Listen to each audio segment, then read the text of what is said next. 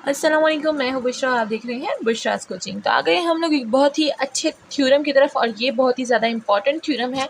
तो मैं यहाँ पर लिख देती हूँ कि this is a important theorem, ठीक है ना। इम्पॉर्टेंट, ये हमेशा पेपर्स में आता है और आता रहेगा, तो इसीलिए इस थ्योरम को बिल्कुल स्किप ना कीजिएगा and watch till then end. यहाँ पर सबसे पहले हमारे पास जो थ्योरम है वो रीड कर लेते हैं। Let limit of a function, ये लिमिट है, ठीक है ना। Limit of a function if it exist is unique. कहते हैं अगर एक फंक्शन की लिमिट एग्जिस्ट करती है तो वो यूनिक होगी, तो हमें ये प्रूफ करना है। चलिए स्टार्ट करते हैं हमारा प्रूफ। मैंने यहाँ पर कुछ स्टेटमेंट लिख दी है, ठीक है ना, ताकि हमारी जो वीडियो है ज़्यादा लेंथी ना बने। Let us consider that the limit of a function is not unique. सबसे पहले तो हम लोग मैथ वाले हैं, हम लोग क्या करते हैं, हम उल्टे काम करते हैं और सीधे काम को प्रूफ करते हैं। तो यहाँ पर हमसे मांगा ये यूनिक है, तो हम कंसिडर करेंगे कि हमारे पास यूनिक नहीं है, ठीक है। एंड अज्यूम दैट हमारे पास क्या है, omega naught and omega one, ठीक है। अब आप इसको W1 भी कह सकते हैं, W0 भी कह सकते हैं, बट इसको ओमेगा पढ़ेंगे तो ज़्यादा प्रोफेशनल लगेगा, ठीक है ना, लगेगा कि मैथ के स्टूडेंट्स पढ़ रहे हैं। तो omega naught and omega one are the limit of for the function F of Z. हमने इसको फंक्शन की दो लिमिट कहा है, ठीक है ना, as Z goes to Z naught, such that हमारे पास जो ओमेगा नॉट और ओमेगा वन है वो। So we have following two statement. Two statement क्या होगी, चलिए चलते हैं टू स्टेटमेंट्स की तरफ। तो हमारे पास सबसे पहले जो स्टेटमेंट होगी वो क्या होगी, वो हो जाएगी हमारे पास डेल्टा इलिप्स डेफिनेशन से।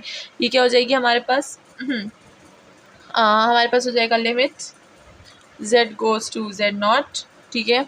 एंड यहाँ पर f ऑफ z जो है उसकी लिमिट क्या हो जाएगी, सबसे पहले ओमेगा नॉट लेंगे, एंड दूसरी हमारे पास क्या हो जाएगी, z goes to z naught, और फंक्शन f ऑफ z जो है वो हमारे पास क्या हो जाएगा, ओमेगा वन हो जाएगा। तो ये स्टेटमेंट वन हो गई, ठीक है, एंड ये स्टेटमेंट टू हो गई। तो हमारे पास दो स्टेटमेंट्स आ चुकी हैं। अब हम लोग जैसे कि डेल्टा इलिप्स जो डेफिनेशन है हम लोग वो उसको जानते हैं, तो हम लोग अकॉर्डिंग टू दैट डेफिनेशन हम लोग इसको सॉल्व करेंगे। तो ना लिखेंगे now by the definition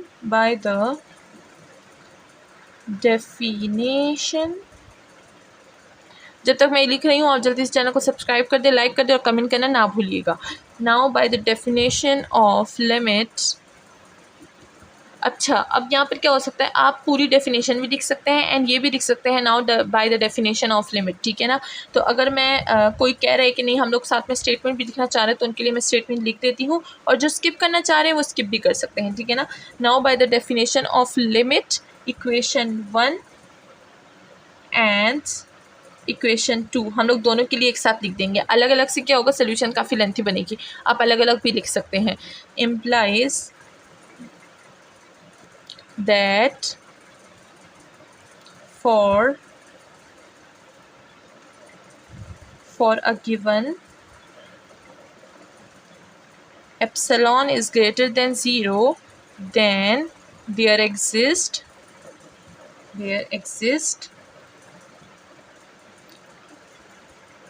some delta naught and delta one. अच्छा, मैं दोनों की लिख रही हूँ एक साथ, तो इसलिए मैं नॉट और वन को भी लिखूंगी। अगर आप एक की लिखेंगे तो आप सिर्फ डेल्टा नॉट लिखेंगे, सी है ना, डेल्टा नॉट सच दैट हमारे पास क्या हो जाएगा, ये हमारे पास डेल्टा इलिप्स डेफिनेशन से हो जाएगा F of Z minus omega not, ये हो जाएगा less than epsilon whenever WHEN when EVER whenever हमारे पास क्या होगा, 0 is less than z minus z not is less than epsilon not, ठीक है ना। तो मैं क्या करूँगी, एप्सिलॉन नॉट लिखूँगी, क्योंकि हम लोग यहाँ पर सबसे पहले एप्सिलॉन नॉट की लिख रहे हैं। एंड जो हमारे पास दूसरी स्टेटमेंट है वो क्या बनेगी, वो हमारे पास इसके ऑपोजिट बनेगी। चलिए चलते हैं ऊपर, इसको रब करते हैं। तो देखिए मैंने एप्सिलॉन नॉट की लिख ली थी, तो यहाँ पे मैंने दोबारा लिख दिया ताकि इससे हम लोग कंटिन्यू कर सकें। अब हमारे पास ओमेगा जो वन है उसकी क्या बनेगी, minus omega one and less then epsilon whenever 0 is less than z minus z not and less then epsilon one, ठीक है, डेल्टा वन, ठीक है ना। एप्सिलॉन तो ये है, तो हमने ये दोनों ले ली है। अब सिमिलरली हमने मतलब इसको भी अगर आप ले लें, यहाँ पर सिमिलरली भी ले सकते हैं, यहाँ पर डायरेक्ट इसको इस तरह से भी लिख सकते हैं। तो हमने इसको इस तरह से लिख दिया है। अब हम लोग क्या करेंगे, नाउ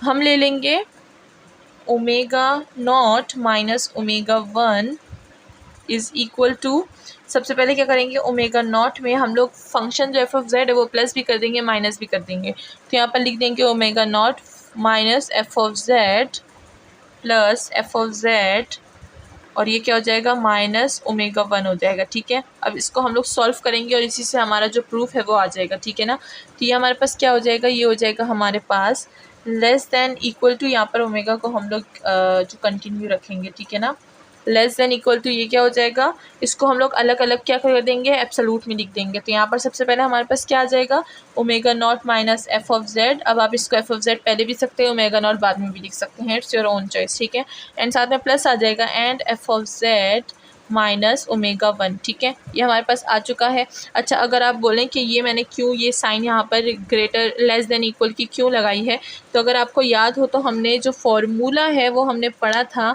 हमारे पास a प्लस बी का। ठीक है ना,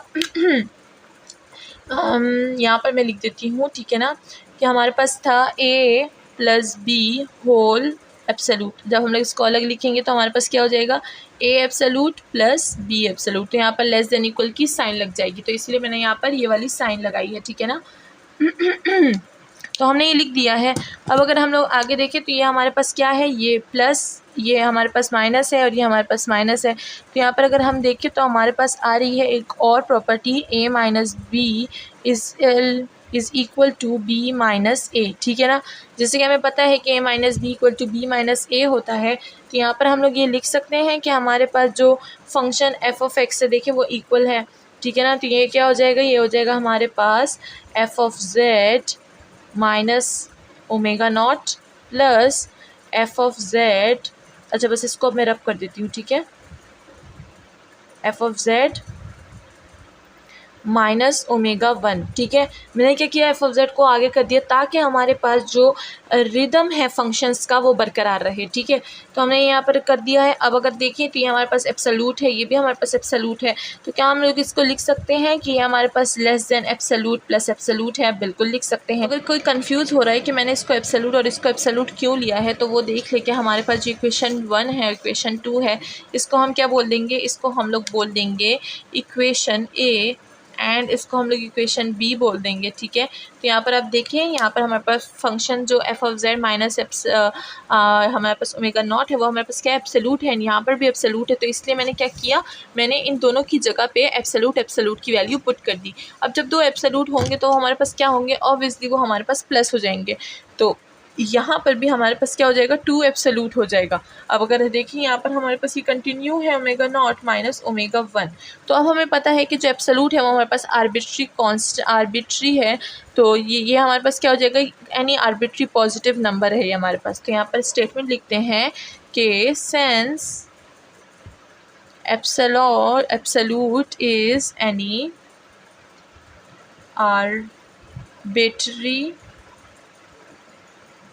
आर्बिट्री पॉजिटिव नंबर।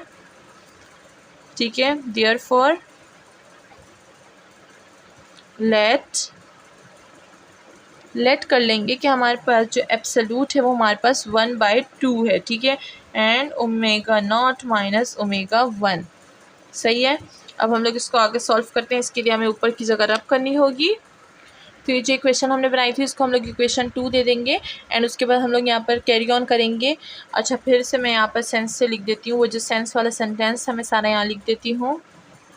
तो देखिए, मैंने ये स्टेटमेंट दोबारा लिख दिया ताकि आप कंफ्यूज ना हो। अब हम लोग इसको आगे से स्टार्ट करेंगे। अब हम लोग देखेंगे 10 जो हमारे पास इक्वेशन स्टार है वो हमारे पास है omega naught minus omega 1 is less than हमारे पास क्या हो जाएगा, 2 है। और एब्सोल्यूट की वैल्यू हमने क्या सपोज की, ये पूरी हमारे पास एब्सोल्यूट की वैल्यू है। ठीक है ना, तो यहाँ पर हम लोग लिख देंगे 1/2 ओमेगा नॉट माइनस ओमेगा 1। ठीक है ना, ये सारी वैल्यू मैंने यहाँ पर लिख दी। तो ये 2 और ये 2 कैंसिल हो जाएगा और हमारे पास क्या रह जाएगा, omega naught minus omega 1 and less than ये क्या है हमारे पास, ये है omega naught minus omega 1 which is impossible. हमारे पास omega naught minus omega naught इसके लेस देन नहीं हो सकता। अच्छा, अगर मैं इसकी एग्जांपल दूं तो यहाँ पर अगर हम एक सेब ले लें, ठीक है ना, और दूसरा भी सेब ले लें और हम इस सेब को बोले कि तुम अपने ही नहीं, अगर हम लोग इधर एक सेब ले लें एंड इधर हम लोग एक मिरर ले लें, तो मिरर में जो सेब दिखेगा वो तो उतना ही होगा ना जितना ये रियल में है, ठीक है। तो ये क्या है, हम लोग इसको बोलेंगे नहीं तुम इधर ज़्यादा दिख रहे हो और मिरर में कम दिख रहे हो, ऐसा तो नहीं होगा।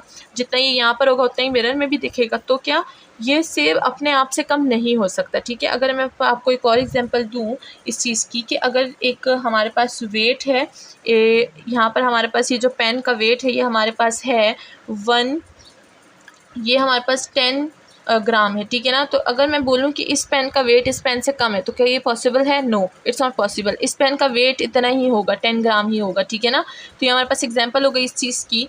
तो यहाँ पर हमारे पास ये तो इम्पॉसिबल है, तो इसी के साथ हमारे पास ये भी इम्पॉसिबल है। तो हम लोग ये लिख देंगे कि विच इज़ इम्पॉसिबल, ठीक है ना, विच is impossible. This impossible result arise due to our wrong assumptions that W naught, omega naught and omega 1 are the limits of a function where omega naught is not equal to omega 1, सही है ना। Hence हम यहाँ लिख देंगे hence W omega naught is equal to omega 1 is equal, ठीक है ना, because the limit of the function is unique. तो यहाँ पर हमने मालूम कर लिया है कि जो हमारे पास फंक्शन की लिमिट होती है वो हमेशा ही यूनिक होती है। किस चीज़ से फाइंड किया? हमने अपने रॉन्ग एजम्पशन से फाइंड किया। हमने 2 लिमिट्स ली और उसको प्रूफ किया कि वो 2 लिमिट्स हमारे पास इक्वल नहीं है, ठीक है। तो जो हमारे पास क्या होती है, लिमिट हमारे पास यूनिक होती है फंक्शन की। इसी के साथ आज का थ्योरम ख़त्म होता है। मिलते हैं नेक्स्ट वीडियो में नेक्स्ट थ्योरम के साथ। अपना ख्याल रखिएगा, चैनल को लाइक सब्सक्राइब शेयर करना ना भूलिएगा। Thank you so much.